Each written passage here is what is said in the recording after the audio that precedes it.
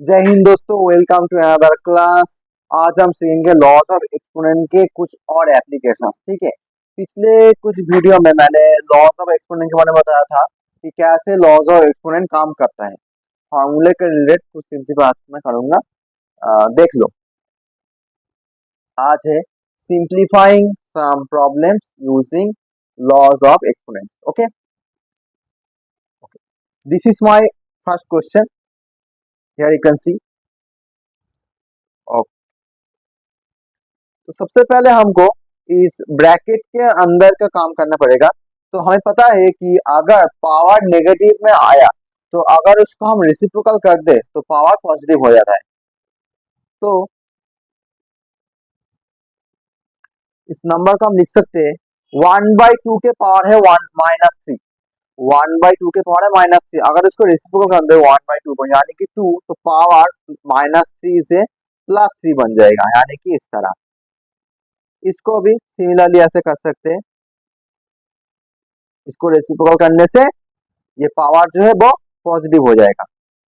Then ये वाला जो है सिमिलरली हम इसको भी रेसिप्रोकल करके उसके पावर को प्लस कर देंगे, यानी कि 4 to the power 3। अब हम ब्रैकेट डाल देंगे and whole divided by 3 square. 3 square का मतलब होता है 9, यानी कि 2 क्यूब का मतलब होता है 8, 3 क्यूब का मतलब होता है 27 एंड 4 क्यूब का मतलब होता है 64।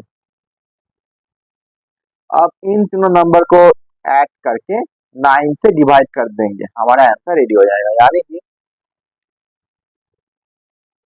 8 सते 15, 15 और 4 19, 1 कैरी 3 3 9। This is 99। अब 99 को 9 से डिवाइड कर देंगे, ऐसे ही आंसर हो जाएगा 11। तो this is the required answer. Okay,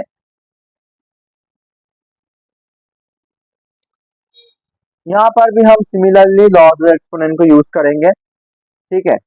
तो सबसे पहले हमको जहाँ पे पावर नेगेटिव आ रहा है तो उस नंबर को पहले रेसिप्रोकल करके पावर को पॉजिटिव कर देंगे। और हमें एक और चीज पता है कि किसी के नंबर, कोई भी नंबर के पावर में अगर 0 आता है तो वो नंबर एक्चुअली 1 आता है ना।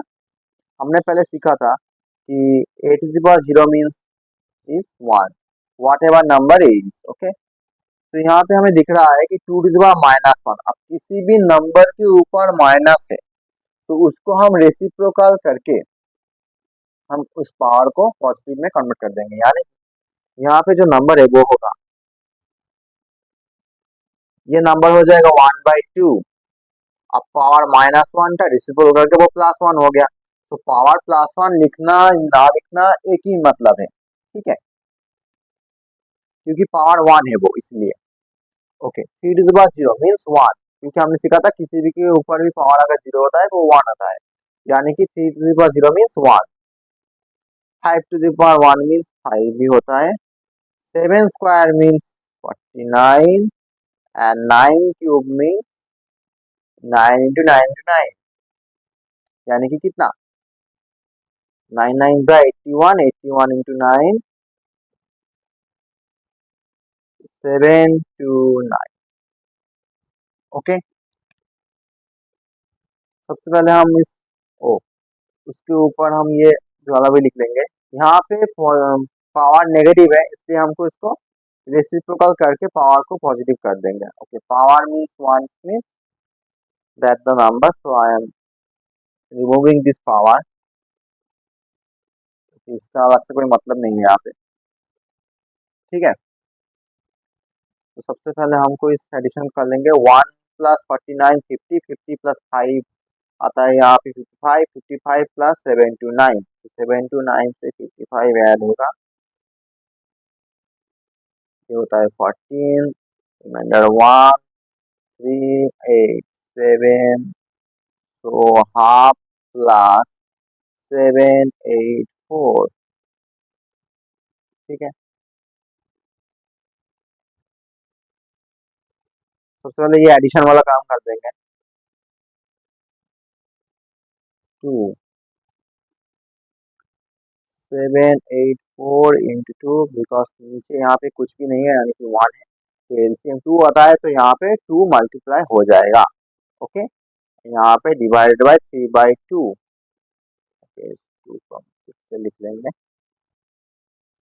सो यहाँ पे होगा 2 4 ज़ा 8, 2 8 ज़ा 16, रिमेन 1, 7 2 ज़ा 14 प्लस 1 15, यहाँ पे 1 ऐड हो जाएगा, यानी कि ये जो नंबर है वो हो जाएगा 1569 डिवाइडेड बाई 2 डिविजन बाय 3/2। अब हमको पता है कि डिवीजन में अगर फ्रैक्शन आता है तो डिवीजन को हम मल्टीप्लिकेशन में कन्वर्ट कर देंगे, अगर राइट साइड को हम रेसिप्रोकल कर दे तो, यानी कि यहाँ पे जो नंबर है 1569 वो एज इट इज हम लिख देंगे, यहाँ पे डिवीजन को मल्टीप्लाई कर देंगे और इस वाले फ्रैक्शन को हम यहाँ पे रेसिप्रोकल में लिख देंगे, यानी कि 2/3। अब 2 2 से यहाँ से कट जाएगा और 3 से यहाँ पे कैंसिल आउट हो जाएगा, 3 5 ज़ा 15, 3 2 ज़ा 6, 3 3 ज़ा 9, यानी कि आंसर जो है वो की है 523। ठीक है, नेक्स्ट।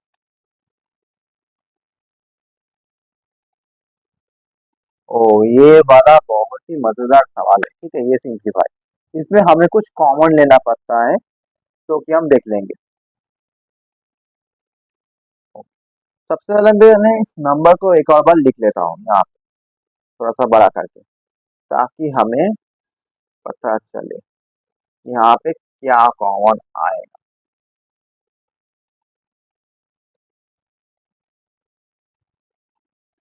यहाँ पर एक चीज तो कॉमन है कि न्यूमिनेटर एंड डिनोमिनेटर दोनों तरफ से यहाँ पे 5 है, यानी कि हमें 5 के पावर के ऊपर ही कुछ कॉमन लेना पड़ेगा।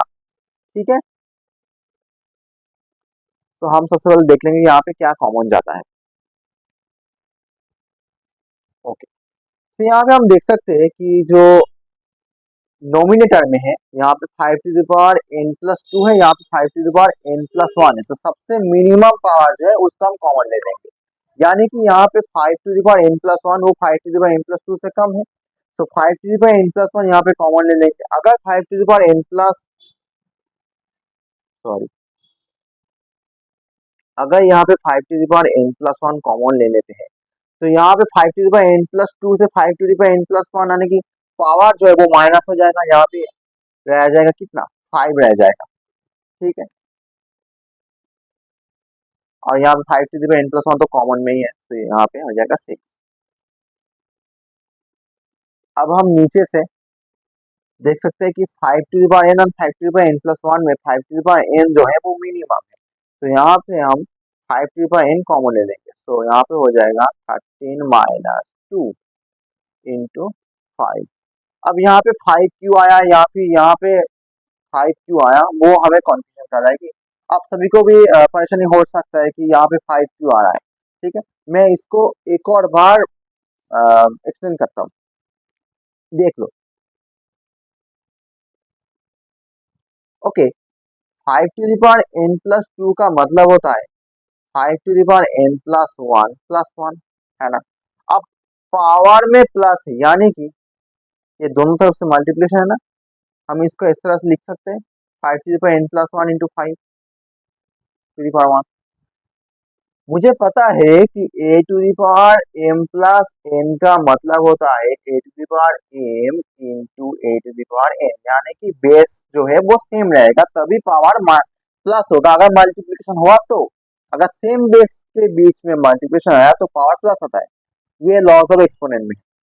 तो यहाँ पे हम देख सकते हैं कि पावर में प्लस है, तो हम दो सेम बेस के ऊपर उसको मल्टीप्लिकेशन के हिसाब से लिख सकते हैं, यानी कि यहाँ पे लिख सकते हैं 5 to the power n+1 + n, इसको हम m समझ लेते हैं और इसको हम n समझ लेते हैं, तो हम इस फॉर्मूले के बदौलत हम यहाँ पे लिख सकते हैं 5 to the power n+1 into 5 to the power 1, है ना। तो सिमिलरली हम यहाँ पे 5 टू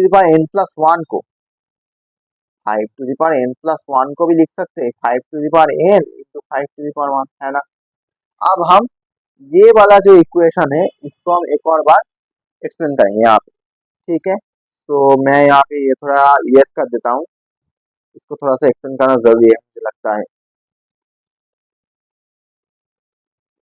देख, यहाँ पे 5 टू द पावर n+2 है, यहाँ पे 5 टू द पावर n+1 है। 5 टू द पावर n+2 का हम कैसे लिख सकते हैं?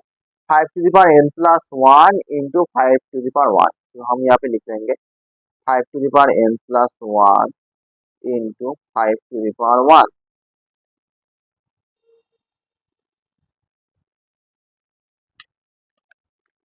Just a minute. ओके,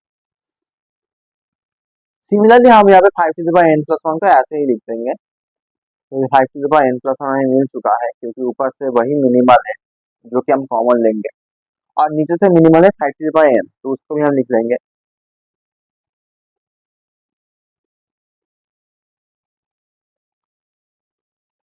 ओ, यहाँ पे 5 टू द पावर n+1, इसको हम कैसे लिख सकते हैं? 5 to the power n into 5 to the power 1। Something to the power 1 means that the number, okay. 5 to the power 1 means 5। अगर हम यहाँ पे 5 टू द पावर नोमिनेटर में है, नोमिनेटर में अगर हम 5 to the power n+1 common लेते हैं तो क्या होगा?